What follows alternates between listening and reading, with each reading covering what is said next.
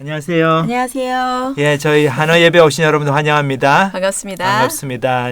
오늘 이제 벌써 7월 달로 들어왔어요. 예. 7월 2일인데 예. 저희 이 한어 예배가 시작한 지가 3주년이 됩니다. 이제 와, 이번 정말 이렇게 다음 주가 오래됐네요. 3주에 7월 예. 중순에 시작한 것 같아요. 예. 7월 중순 제가 날짜를 좀 찾아봐야 되는데 2020년 7월 한 11일인가 뭐 그 정도 시작한 것 같아요. 아, 정말 네, 딱 축하드립니다. 3년 동안 수고 많으셨습니다. 예, 뭐 저는 뭐 수고란 건 없고 뭐 우리 예. 또 젊은 형제님들이 많이 도와주셔가지고 예. 지금까지 왔습니다. 그래서 저 우리 한어부 예배 들어오시는 우리 어머님 아버님들 또 여러 분들 이 말씀 듣고 하시는 게 도움이 됐으면 참 좋겠고 예. 아마 저희들이 정말 계속 할 수 있도록 또 많이 또 이렇게 들어와서 로그인 해주시고 응원해 그렇게 하시면은 주시면 좋을 것 좋겠습니다. 같습니다.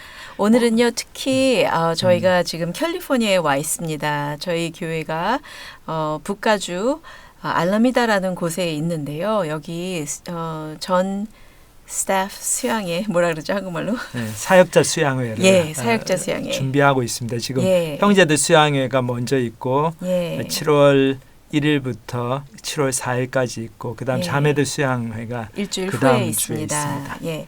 그래서 그런데요. 어떤 말씀으로 소개를 해주실까요? 여기 이곳에서 시애틀에서 지금 목회하고 계신 우리 스티브 킴하고 유니스 킴 사모님이 계신데요. 사모님 아버님이 작년에 돌아가셨습니다. 스티브 킴 목사님하고 유니스 킴 사모님. 예. 예. 그런데요.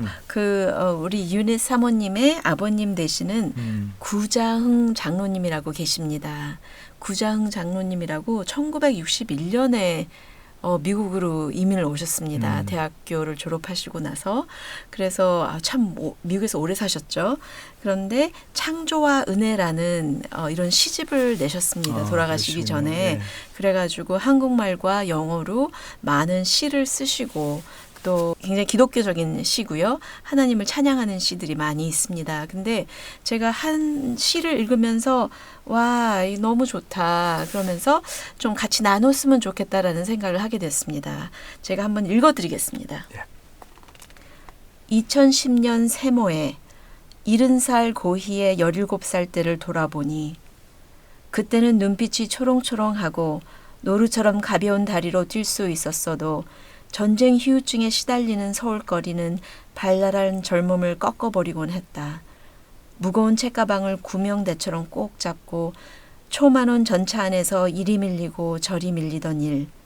냄새나는 청계천가에 있는 자취방에서 잡음으로 시끄러운 라디오에서 나오는 이승만 대통령의 연설을 듣고 한숨 지으며 희망을 걸었던 시절. 전쟁 중에도 두려움을 모르고 순박한 산골에서 뛰어놀던 노루가 서울거리에 잘못 들어온 것처럼 사람이 홍수 속에서 불안과 외로움에 사로잡혔던 시절. 존 웨인이 나오는 서부 활극을 보고 선한 자가 반드시 이기는 스릴을 맛보는 것이 가장 큰 낙이었던 시절.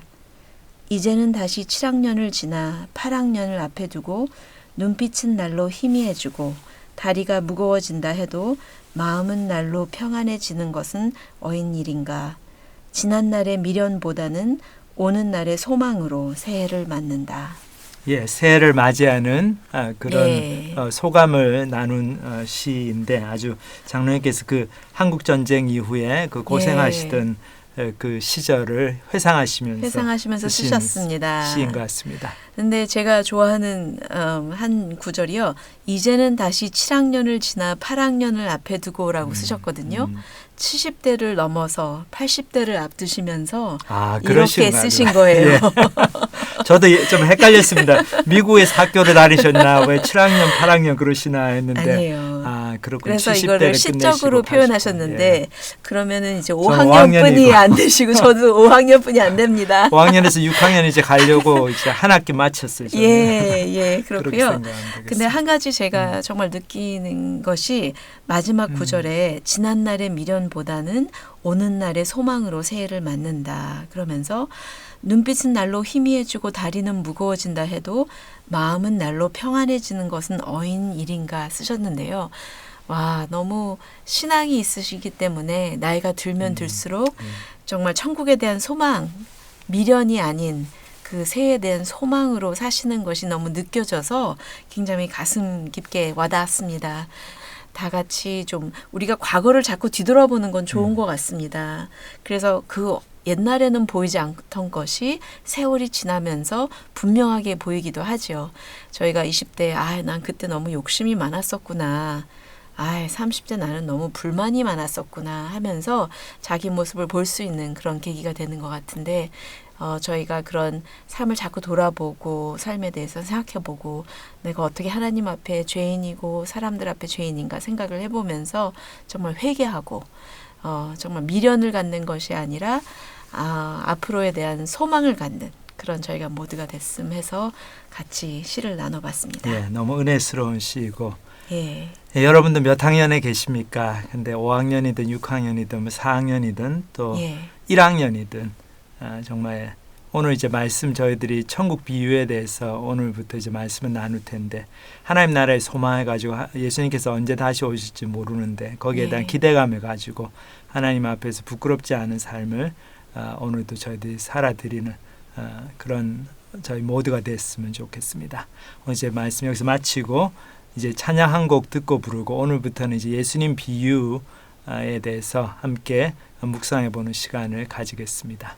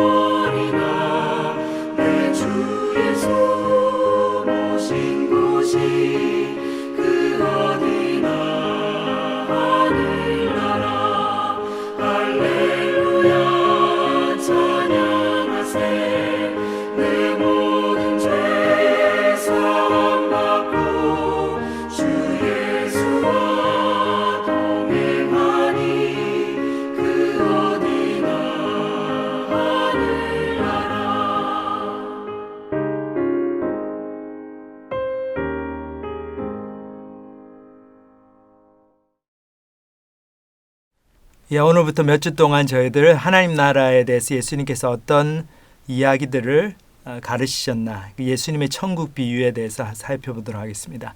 이 비유라는 말은 성경에 나오는 그런 특이한 단어인데 이솝 이야기, 그것도 우화죠, 비유. 근데 우화하고 비슷한 단어이지만 성경에서는 조금 더 이제 신학적인 의미가 들어가 있기 때문에 조금 더 그 의미가 조금 더 깊다고도 할 수 있겠습니다.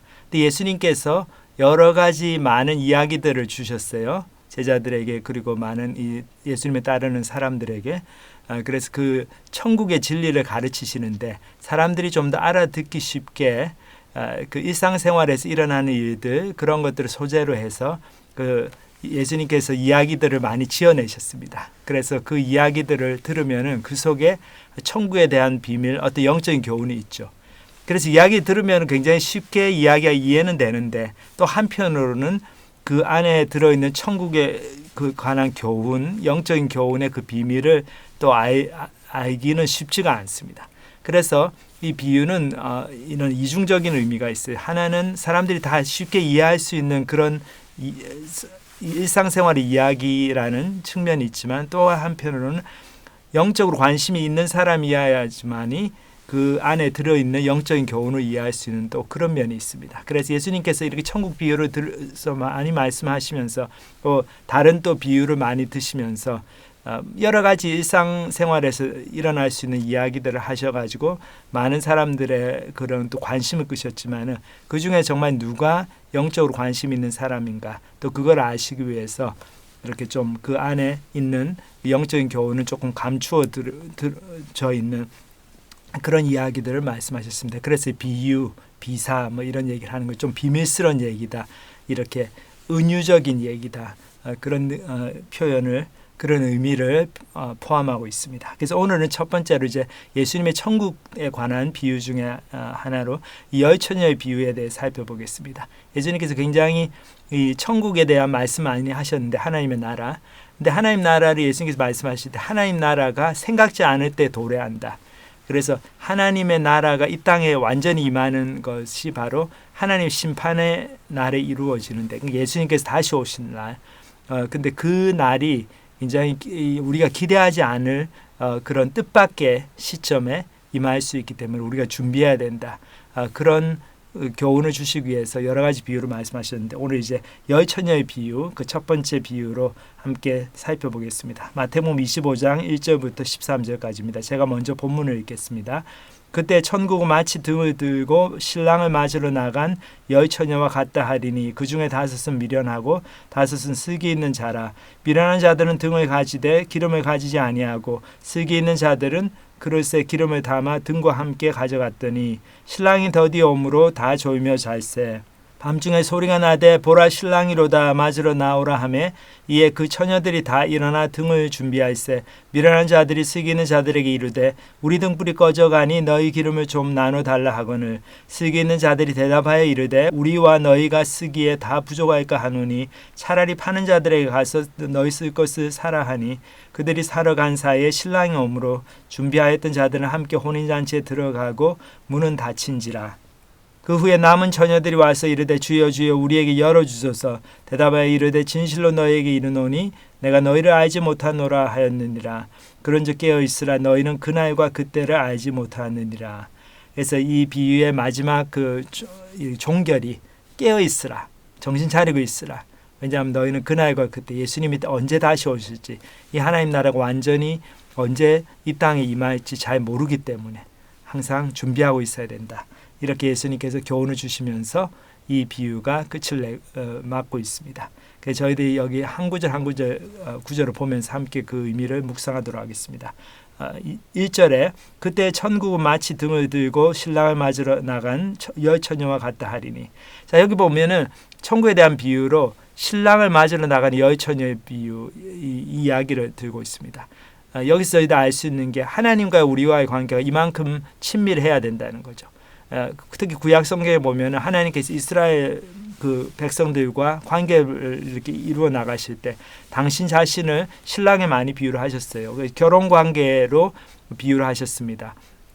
그래서 이스라엘 백성들이 하나님을 떠나가지고 우상 숭배하고 이런 거를 영적인 간음이다 그렇게 표현하시면서 이 결혼에 있어서 불충실하고 이렇게 바람을 피고 외도를 하고 그런 걸로 표현을 하셨죠. 그래서 심지어 그 호세아 선지자 같은 경우는 이스라엘 북왕국이 멸망에 갈 무렵에 그때의 선지자였는데 하나님께서 이제 고멜이라고 하는 어떤 이제 음탕한 여자하고 결혼하라고 그러십니다. 그래서 결혼을 했는데 호세아 선지자 보니까 자기 와이프가 자꾸만 나가서 바람을 피우죠. 그러니까 너무 속이 상하고 마음이 아프고 화가 나고 그런데 그것이 바로 하나님의 마음이다. 그래서 호세아 선지자가 자기 삶을 통해서 하나님의 이스라엘 백성들을 향하신 그 정말 거룩한 질투, 분노하심, 이 이스라엘 백성들이 하나님과의 관계를 저버리고 그 결혼의 언약 관계를 저버리고 우상을 숭배하는 그런 영적인 간음을 하는 것을 하나님께서 얼마나 마음에 깊이 이렇게 탄식하시고 힘들어하시고 진노하시고 아파하시는가, 그거를 이제 자기의 삶에서 실제로 경험을 하게 됐죠.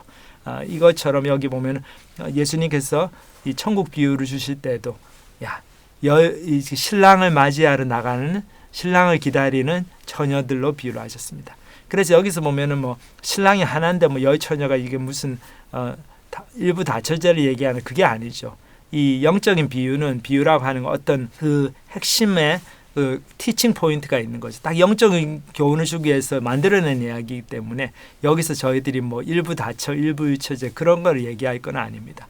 그냥 신랑 되시는 예수님을 맞으러 우리는 여러 명이잖아요. 예수님 한 분이시고, 그러니까 이렇게 열 처녀, 여러 처녀들이 신랑을 맞으러 나가는 걸로 이렇게 비유가 될 수 있는 거죠. 자, 그런데 이 등을 들고 신랑을 맞으러 나갑니다. 그래서 여기에 이제 처녀들이고, 그러니까 이 사람들은 누굽니까? 신랑이 오는 것을 기다리고 있는 사람들이죠. 그 정보를 다 갖고 있고 또 그거를 맞으러 나가기 위해서 준비를 했던 사람들입니다. 근데 어떻게 됩니까? 여기 이제 그 다음 구절을 보면은 그 중에 5은 미련하고 5은 슬기 있는 자라 그랬습니다. 그래서 열 처녀가 다 나갔는데 다 처녀고 예수님한테 관심 있고 그런데 5명은 슬기 있는 자고 5명은 미련한 자라고 그랬어요. 이 차이가 있다는 거죠. 근데 차이의 내용이 무엇입니까? 이 지혜로운 자는 어떻게 했고 지혜롭지 못한 자는 어떻게 했는지 그 다음에 나오죠. 그 다음 구절을 보면 미련한 자들은 등을 가지되 기름을 가지지 아니하고 슬기 있는 자들은 그릇에 기름을 담아 등과 함께 가져갔더니 신랑이 더디 오므로 다 졸며 잘세. 자, 여기 보면 미련한 자들은 등에 있는 기름만 가지고 갔어요. 그러니까 등이 지금 이제 불이 그렇게 붙어 있죠. 근데 이렇게 다음에 쓸 엑스트라로 예비용으로 필요한 기름은 가져가지 않았습니다. 근데 슬기 있는 자들은 그릇에 따로 기름을 담아가지고 그 등불하고 같이 가져간 거죠. 자, 근데 어떤 일이 벌어집니까? 여기 보면 신랑이 더디 오므로 그랬어요. 신랑이 제 시간에 오지 않는 거예요. 그래서 밤이 깊어가고 아마 한 7시쯤 신랑이 오기로 돼 있는데 8시가 돼도 안 오고 뭐 9시가 돼도 안 오고 10시가 돼도 안 오니까 어떻게 됩니까? 등불에 그 기름은 점점 다해가고 그리고 졸리죠. 그러니까 열 처녀가 전부 다 잤다고 그랬습니다. 자, 그런데 여기서 하나 알 수 있는 게 인생이 저희가 생각대로 풀리는 게 아니라는 거죠. 하나님의 나라가 어떻게 임하시는가, 예수님이 언제 다시 오시는가가 예수님은 아마 이때 오실 거야. 그러니까 예수님은 뭐 2050년에 오실 거야. 아니면 내년에 오실 거야. 그러니까 내가 내년 오시기 직전까지 며칠 전까지 신나게 놀다가 이제 예수님 오시기 이틀 전에부터 내가 교회 가서 회개하고 기도하고 금식 기도하고 그래서 모든 죄를 회개하고 예수님 영접하고 나는 그래서 천국에 갈 거다. 자, 우리가 그렇게 생각할 수 있는데 그게 그렇게 되지 않는다는 거죠. 그래서 우리의 생각과는 다른 시간에 다른 방법으로 다른 모습으로 예수님께서 우리의 삶에 찾아오시고 예수님의 재림이 이루어지고 하나님의 심판이 저희 앞에 닥치게 됩니다. 그래서 여기서 이들이 열 처녀들이 신랑이 늦게 왔다. 그 장면에서 다 같이 잤다. 거기까지 함께 볼 수가 있습니다. 거기까지는 어떻습니까? 이제 그 다음 구절에 보면 신랑이 나타나는데 그때 모든 열 처녀들이 다들 좀 놀랬겠죠. 갑자기 자고 있다가 벌떡 일어났어야 되니까. 그래서 여기 계속 본문을 보면 밤중에 소리가 나되 보라 신랑이로다 맞으러 나와라 하매 이에 그 처녀들이 다 일어나 등을 준비할세. 미련한 자들이 슬기 있는 자들에게 이르되 우리 등불이 꺼져가니 너희 기름을 좀 나눠달라 하거늘 슬기 있는 자들이 대답하여 이르되 우리와 너희 쓰기에 다 부족할까 하노니 차라리 파는 자들에게 가서 너희 쓸 것을 사라 하니 그들이 사러 간 사이에 신랑이 오므로 준비하였던 자들은 함께 혼인잔치에 들어가고 문은 닫힌지라. 자, 밤중에 갑자기 소리가 났어요. 신랑이 왔습니다. 소리가 나니까 어떻습니까? 열 처녀가 다 일어나가지고 나가는데 이제 등을 들고 나가는데 그 슬기로운 처녀들은 이게 등불이 다 꺼져가니까 여기 자기들 준비한 기름을 다시 넣으니까 됐는데, 이렇게 어리석은 처녀들은 어떻습니까? 그 5 처녀는 그 기름을 준비를 안 한 거죠. 그래서 슬기로운 처녀한테 우리 등불 좀 기름을 달라고 그러니까 우리 이 기름을 나눠줄 수가 없다고 얘기를 합니다. 자, 그런데 여기서 이제 하나 알 수 있는 게 이 기름이 이렇게 함께 공유할 수 있는 게 아니라는 걸 알 수 있습니다. 한 사람 한 사람이 자기 기름을 가져와야 돼요. 자기가 쓸 기름을 가져와야 됩니다. 이게 무슨 5 처녀가 인색해가지고 이기적이어서 나눠주지 않은 게 아니죠. 이 사람들이 말이 맞습니다. 우리가 여기서 이거 나눠주면은 우리도 망하고 너희도 망한다. 다시 말해서 이 기름은, 예비용으로 가져오는 기름은 각 사람이 자기만이 쓸 수 있는 그런 어떤 개인적으로 준비해야 될 중요한 것을 상징합니다. 근데 이 기름이 무엇을 상징할까요? 여기서 저희들 볼 수 있지만은 기름을 준비한 신부들은 어떻습니까? 처녀들은 신랑과 함께 혼인잔치에 들어갔어요. 근데 기름을 준비를 안 한 신부들은 어떻습니까? 처녀들은 기름을 사러 나간 사이에 갔다 와 보니까 문이 닫혔네. 그래서 들어가지를 못해요. 근데 들어가려고 막 그렇게 두드리니까 뭐라고 그럽니까? 신랑이. 이제 그 다음 구절에 보면 그 후에 남은 처녀들이 와서 이르되 주여 주여 우리에게 열어주소서. 대답하여 이르되 진실로 너희에게 이르노니 내가 너희를 알지 못하노라 하였느니라. 그런즉 깨어있으라 너희는 그날과 그때를 알지 못하느니라. 결국 이 기름이 상징하는 게 하나님과의, 예수님과의 인격적인 관계를 상징하는 걸로 볼 수 있죠. 그래서 그 기름이 없었던 그 5 처녀는 어떻습니까? 신랑에게 가가지고 문 좀 열어달라니까 신랑이 뭐라고 그래요? 나는 너를 알지 못한다. 당신 누굽니까? 이렇게 예쁘게 생기셨는데 저는 모르는 분인데요. 그렇죠. 신랑하고 영적인 관계가 없었던 겁니다. 근데 이게 참 저희들한테 경고를 주는 이야기죠. 그러니까 모든 여처녀가 자기들 생각할 때는 어떻습니까? 신랑을 기다리고 있고 신랑이 오면 이제 나는 혼인잔치에 들어간다고 생각하고 있었던 처녀들이었죠. 그러니까 다 예수님을 나름대로 생각하고 기다리고 있다고 생각하는 사람들이었습니다. 근데 이 10처녀 중에 오직 5 처녀만이 그 혼인잔치에 들어갔죠. 근데 5 처녀의 특징이 뭡니까? 이 사람들은 기름을 준비했다는 거죠. 개인적으로 하나님 앞에서, 예수님 앞에서 예수님을 사랑하고 그 예수님을 위한 개인적인 헌신의 선택이 있었습니다. 근데 다른 5 처녀는 어떻습니까? 자기한테 주어진 그냥 등만 그냥 들고 갔어요. 근데 자기가 내가 혹시 신랑이 늦게 올지 모르니까 따로 준비를 해야지. 자기가 수고를 해가지고 기름을 더 가지고 준비하고 그런 개인적인 선택은 없었던 거죠. 이거는 무엇을 보여줍니까?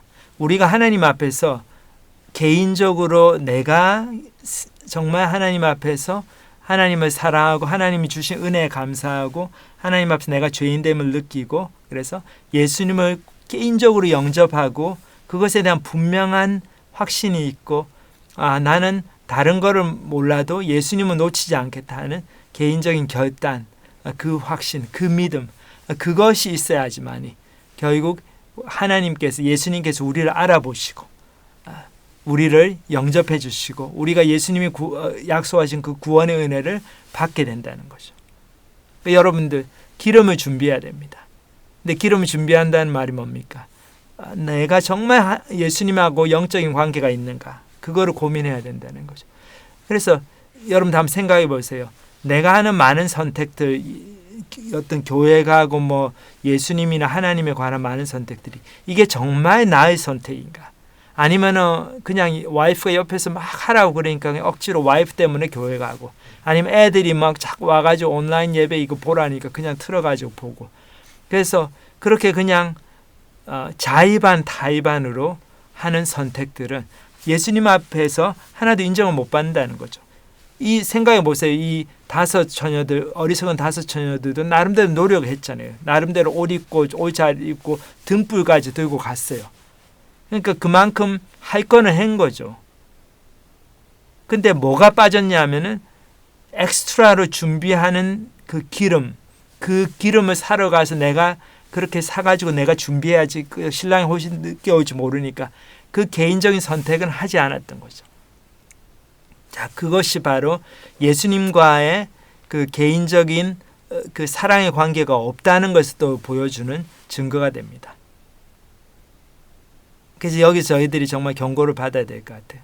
내가 하고 있는 어떤 종교 행위들 가운데 교회 가고 뭐 성경 공부하고 예배 들어가고 하는 것 중에 정말 내가 너무 원해서 내가 이거 중요하다는 거 알기 때문에 내가 선택해서 하는 건가? 아니면 맨날 뭐 이런 온라인 예배도 뭐 자식들이 아니면 옆에 친구들이 누가 뭐 부모님들이 이렇게 막 그냥 잔소리하고 어머니 아버지 뭐 야 아들아 뭐 이거 꼭 들어라. 그래서 막 그렇게 잔소리 하니까 하도 막 그냥 닥달하니까 그냥 마지못해 아유 그냥 애들 생각해서 그냥 들어주고 이제 교회 가지고 뭐 성경 읽어주고 그 성경 공부해주고 이렇게 되면은 그건 아무리 백날 해봤자 어떻습니까? 항상 배우는 진리에 이르지 못하고 항상 말씀을 듣는데 내가 개인적인 결단이 없고 분명한 선택을 하지 않으니까 하나님과의 관계가 아직 없는 거죠. 그러니까 예수님 앞에 갔는데 교회를 30년 40년 다녔는데 예수님이 누구시더라? 이렇게 모르겠습니다. 이렇게 나오면은 참 곤란한데 그렇게 될 수가 있다는 거죠. 참 여기서 저희들이 교훈을 받아야 될 것 같아요. 첫 번째 교훈, 경고. 예수님이 언제 오실지 아무도 모른다. 인생이 어떻게 끝날지 모른다는 거죠. 그러니까 우리가 이렇게 계산해가지고 내가 인생 한 80년 살 것 같은데 지금 내가 70살인데 한 10년은 더 살 것 같으니까 내가 앞으로 9년 열심히 놀다가 내가 하고 싶은 다 하다가 마지막 1년 천천히 성경 공부하고 천천히 하나님 알아가지고 딱 죽기 한 일주일 전에 예수님 믿어야지. 그렇게 계획하는데 그 계획대로 안 되죠. 그렇게 계획하고 사는 분들은 벌써 기름 준비할 마음이 없다는 거죠. 하나님 사랑하는 마음이 그 속에 없고 영적인 것을 소중하게 생각하는 마음이 전혀 없는 거죠. 하나님도 우리를 그렇게 대하십니다. 우리가 하나님을 가볍게 대하면요. 하나님도 우리를 가볍게 대하세요. 이게 관계성이라고 하는 거는 상호적인 거기 때문에 우리가 하나님 소중하게 대해야지 하나님도 우리를 더 소중하게 생각하시고 그러는데 아무리 하나님 은혜를 주시고 구원해 주시려고 그래도 우리가 그거를 받지를 않으면 소중하게 받지를 않으면 이게 안 되는 거죠. 예수님과의 관계가 생기질 않습니다. 그래서 정말 여러분들 이게 성경 공부하고 예배 참석하고 그럴 때 어떤 마음으로 하십니까? 정말 마음을 다 들여가지고 내가 지금 1시간 예배 드리는 거 30분 40분 설교 듣는 거 진짜 집중해서 들어야지. 그래서 막 노트 필기도 하시고 막 커피 마셔가면서 막 정신 바짝 차려가지고 들으려고 한 말씀이라도 안 놓치려고 그렇게 듣는 분들, 그분들은 기름을 준비하는 분들이죠. 그분들은 예수님께서 기억을 하십니다. 그래서 철수야 나 너 알지? 왜냐하면 네가 그렇게 기름 준비했으니까 네가 그렇게 기름 사러 나가는 그 수고를 미리 했으니까 미리 생각하고 그만큼 신랑을 맞이할 그 준비를 하고 신랑을 소중하게 생각하는 거죠. 근데 다른 5처녀는 어떻습니까? 귀찮아가지고 그만큼 중요하게 생각 안 한 거죠. 뭐 자기 대학 가는 거, 뭐 자기 직장 생활하는 거, 뭐 자기 맛있는 거 먹는 거, 건강 챙기는 거는 열심히 챙겼을 텐데, 그렇죠? 열심히 막 다 뭐 2중 3중으로 뭐 필요한 거 다 준비해 놓고 했을 텐데 성경 공부하고 하나님 만나는 건 뭐 그냥 이번 주에 못 가면 다음 주에 가면 되지 뭐. 어떤 분이 그러더라고. 뭐 하나님 뭐 만나러 가는 거, 예배 가는 거 그거 뭐 매주 가면 하나님이 지겹다 하신다. 뭐 한 달에 한 번쯤 가야지 하나님 반갑다고 더 좋아하시지. 근데 뭐 농담으로 하시는 거지만은 참 어디 가서 그런 말씀 하시면 참 곤란하죠, 그렇죠? 그 뭐 부모님한테 그런 얘기 하면은 부모님이 좋아하십니까? 아니죠. 우리가 사람한테도 그런 얘기 안 하는데 하나님한테 대해서 저희들이 그렇게 함부로 얘기하면 안 될 것 같아. 하나님 다 듣고 계신데, 그렇죠? 그래서 저희가 이 여처녀 비유를 보면서 그런즉 깨어 있으라. 마지막 구절. 너희는 그날과 그때를 알지 못하느니라. 그래서 저희가 예수님이 어떻게 오시는가 알지 못하고 예수님 결국 우리의 마음을 아시기를 원합니다. 우리의 마음에 진심으로 하나님을 사랑하는 마음이 없고 하나님 말씀, 하나님 주신 구원의 은혜, 예수님께 십자가에서 피를 흘려 돌아가셨는데 그 피를 소중하게 생각하고 너무 진짜 눈물을 흘리면서 감사하게 받는 마음이 없으면 그게 다 나타나죠. 그러면 아무리 겉으로 내가 계산해가지고 내가 딱 막판에 딱 믿어야지 그래도 그런 믿음이 안 생깁니다. 저도 옛날에는 이제 돌아가실 일보 직전인 분들은 다 예수 믿을 줄 알았어요. 누가 복음만 전하면. 근데 그거 아니더라고요. 마음이 확 강팍해지면은 내 마음은 우리가 어떻게 할 수 없을 때도 있어요. 너무 마음이 강팍해지면. 그러면은 방금 이제 돌아가셔가지고 하나님 심판 앞에 서야 되는데 그래도 안 믿더라고. 참 신기하더라고. 그렇다 이분이 뭐 대단히 뭐 부처님을 열심히 믿어가지고 다른 부처님 빽이 있는 것도 아닌데 그냥 안 믿어요. 그래서 저 같으면 그래도 뭐 믿져야 본전인데 그냥 믿으면 될 것 같은데 그래서 뭐 죽고 깨어나는데 예수님이 없으면 뭐 그냥 그뿐이고 뭐 못 깨어나니까 그냥 아무 생각도 없는 거고 혹시 깨어나는데 예수님 계시면 잘 된 거고 그렇잖아요. 그런데도 안 믿으세요. 왜 그렇습니까? 마음이 강팍해졌죠. 왜 그렇습니까? 하나님이 그 구원의 은혜를 주시질 않는 거죠. 그 마음을 열어주셔야 되는데 안 열어주십니다. 그게 무슨 하나님이 억한 심정이 있어서가 아니죠. 그 많은 기회가 있었는데 그거 다 놓치고 그거를 내 마음대로 배척하고 아직은 신랑이 안 온다 나중에 믿을게 하고 한 번, 두 번 배척할 때마다 거부할 때마다 우리 마음이 그만큼 강팍해지거든. 그럼 나중에 믿으려고 그래도 막 문을 두드려도 구원의 문이 열리질 않는 거예요. 하나님께서 너무 늦었다. 난 넌 누군지 모른다고 문 딱 닫아버리시면 너무 늦었다는 시점이 있습니다. 하나님께서 마냥 기다려주시는 게 아니죠. 천국이 마냥 열려있는 게 아니고 하나님이 아무나 구원하시는 게 아니죠. 성경에도 예수님이 그러셨죠. 초청을 받은 사람은 많은데 청함을 입은 자는 많은데 택함을 입은 자는 적다 그러셨어요. 초청은 많이 받았는데 정말 하나님께서 선택하신 구원받을 사람은 왜 그렇게 적습니까? 초청에 응하지를 않는 거죠. 많은 사람들이 초청에 응하지 않으면서 생각에는 어떻습니까? 나중에 내가 나이 먹고 나중에 내가 진짜 할 일 없으면 그때는 꼭 믿어야지. 근데 그렇게 머리 굴리는 분들한테는 하나님께서 구원의 은혜를 안 주시죠. 문이 닫힙니다. 그러니까 저희가 마음이 좀 열리고 지금 은혜를 받을 때 은혜 받으려는 그런 느낌이 들 때 그때 그 기회를 꽉 붙잡아야 됩니다. 그렇지 않고 그거 놓쳐버리면은요 나중에 어떻게 될지 모릅니다. 그리고 하나님은 마음을 보시는 분이다. 그거 기억하시고 제가 지금도 기억이 나는데 예전에 어렸을 때 서영춘, 배삼룡 이제 이런 분들 코미디언으로 유명하고 그럴 때 고전 유머 극장이라는 그 프로가 있었습니다. 여러분들도 혹시 기억하시는지 모르겠는데 일주일에 한 번씩 아마 토요일 밤인가 뭐 주일날 밤인가 했던 것 같아요. 근데 그때 한번 봤던 그 프로 그 내용 기억이 납니다. 이 자린고비가 있었어요. 너무 구두쇠고 그래서 사람들한테 못되게 굴고 그냥 사람들 등쳐먹고 고리대금으로 돈 벌고 이런 하여튼 그 동네 악명 높은 근데 엄청 부자예요. 근데 이 사람이 갑자기 쓰러졌습니다. 고혈압으로. 그래서 죽었어요. 천국에 갔는데 지옥으로 가겠죠. 그래서 막 염라대왕 하나님이 염라대왕이 아니고 우리 성경적으로 해야죠. 너는 임마 너 이 땅에서 이렇게 살았으니까 너는 이제 지옥이야. 아무도 내가 그렇게 불쌍히 여기는 고아와 과부들 너는 도와주지도 않고 그 사람들 가난한 사람들 등쳐먹고 그랬으니까 너 혼자 이기적으로 잘 먹고 잘 살았으니까 너는 이제 지옥이야 했는데 보니까 사무차오가 있었어요. 이 사람 지금 올 게 아니고 아직 한참 있다가 와야 된다. 그래서 다시 깨어났습니다. 다시 이 땅의 삶으로 돌아왔죠. 그래서 깨어나니까 가족들이 너무 기뻐했죠. 죽은 줄 알았던 사람이 그 고혈압으로 완전히 식물인간이 된 사람이 깨어나니까. 근데 이 사람이 깨어나고 나서 사람이 달라졌죠. 그래서 내가 이제 착한 일을 해야 되겠다. 내가 진짜 천국이 있구나. 그래가지고 막 사람들을 도와주고 착한 일 할 때마다 그 사람들한테 사인하라고 그래요. 자, 내가 당신 1,000원 도와줬죠. 사인하십시오. 그래가지고 그 증거를 다 모아놨어요. 그래, 착한 일을 했다고. 그래서 내가 천국에 가면 하나님께 딱 보여드려야지.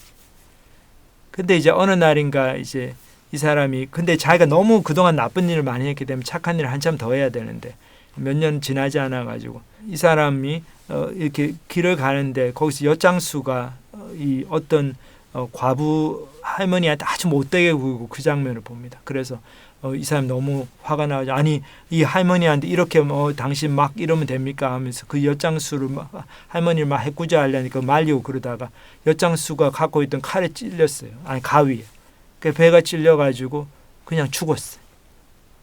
그래가지고 이제 다시 하나님 앞에 오니까 이 사람이 너무 억울해가지고 내가 왜 그때 괜히 그냥 그 할머니 그냥 내일도 아닌데 그냥 참견하다가 이렇게 가위에 찔려가지고 내가 훨씬 더 오래 살아야지 착한 일 더 많이 하고 해가지고 구원을 받는 나쁜 일 한 거를 다 상쇄를 할 텐데 이렇게 그냥 내 인생이 빨리 끝났네.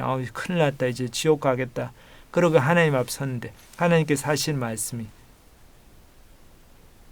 네가 그동안 이렇게 열심히 해가지고 다 사인 받은 거 착한 일 한 거 다 적어놓으면 그거 아무 소용없다. 그거 다 네가 뭐 네 앞가림 하려고 네 좋은 데 가려고 죽어가지고 한 거니까 나를 사랑해서 한 건 아니지.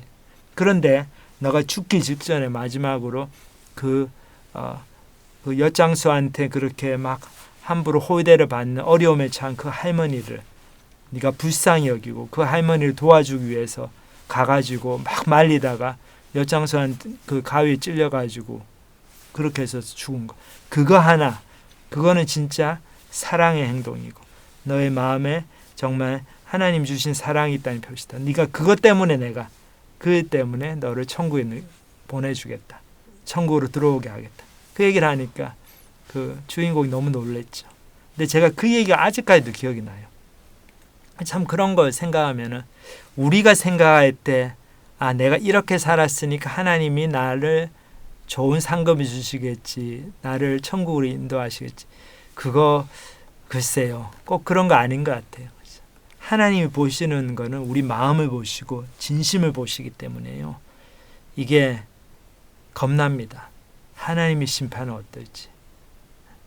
그렇기 때문에 우리가 우리의 삶을 좀 찬찬히 돌아봐야 되고 내가 진짜 어떻게 살고 있나, 내 정신 차리고 살고 있나, 내 마음을 자꾸 들여다봐야 돼. 내가 뭐 착한 일을 한다고 하는데 하나님 쫓아간다고 하는데 이게 진짜 그냥 나의 영광, 나의 만족을 위해서 하는 건가, 내 잘난 맛에 하는 건가, 내 어떤 소용주의, 어떤 자기의에 도취가 돼서 하는 건가, 아니면 진짜로 하나님을 사랑하기 때문에 하나님이 주신 사명을 충성스럽게 감당하려고 하는 건가.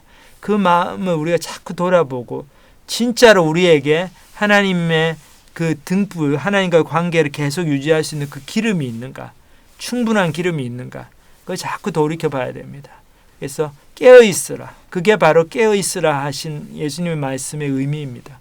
우리가 깨어있는 삶, 내 자신을 돌아보는 삶, 정말 나의 마음을 돌아보고 하나님 앞에서 매일 회개하는, 그리고 언제 하나님의 심판이 올지 모른다. 예수님이 재림을 하시든지 아니면 내가 이제 죽어가지고 하나님 앞에 서든지, 그래서 그게 오늘일 수도 있고 내일일 수도 있고 5년 후일 수도 있고 언제인지 모르지만 내가 언제 하나님 앞에 서더라도 기름이 준비되어 있어가지고 내 마음에 그 하나님을 향한 진정한 사랑이 있어가지고 그 사랑의 마음이 자꾸 이렇게 가꾸어지고 더 부양되고 디벨롭이 되고 그렇게 돼서 예수님이 우리를 보실 때, 하나님 우리를 보실 때 착하고 충성된 종아, 네가 작은 일에 충성하여서 내가 큰 일을 맡겠다, 많은 상급을 주겠다, 이렇게 우리를 알아보시는 그런 축복을 저희들이 다 누리게 되시기를 기도합니다. 저희들 다 깨어있는 삶 살고 언제 우리의 삶이 끝날지 모르는데 준비가 되어 있는가, 내 마음에 준비가 되어 있는가, 나는 기름이 충분히 있는가, 하나님과 관계는 어떠한가, 이거 고민하면서 계속 하나님께 기도하시고 이거 가지고 정말 저희들 매일같이 우리의 삶을 점검하는 그런 저와 여러분들이 되시기를 축원합니다. 다 같이 기도하시겠습니다. 하나님 아버지 감사합니다. 오늘 말씀 통해서 정말 슬기로운 다섯 처녀처럼 저희도 저희 속에 정말 예수님을 사랑하는 마음, 예수님을 사랑하기 때문에 저희가 개인적인 확신에 의해서 하는 선택들, 힘들고 어렵고 불편하지만은 그 비용을 감당하면서 그 수고를 감당하면서 저희들이 예수님 때문에 하는 선택들이 있는가, 그것을 돌아보게 하시니 감사합니다. 예수님의 그 심판, 예수님이 보시는, 하나님 보시는 우리의 삶이 우리가 생각하는 우리의 삶과 전혀 다를 수 있다는 그 경고의 말씀 저희들 기억하면서 저희가 깨어 있어서 저희의 마음을 돌아보고 저희 마음에 정말 하나님이 원하시는 그 사랑과 하나님 원하시는 그 겸손과 하나님 원하시는 그 나의 죄인됨을 인정하고 예수님의 구원의 은혜 앞에서 나의 삶을 다 내려놓는 그런 주님 앞에서 완전히 항복하고 순종하는 마음이 있는가 저희들 돌아보게 하시고 저희들 속에 정말 그 기름이 준비되어서 예수님이 언제 오시든지 저희들이 예수님이 알아보시고 예수님이 기뻐하시는 그런 사람들로 준비될 수 있도록 축복하여 주시옵소서. 감사를 드립니다. 예수님의 이름으로 기도합니다. 아멘.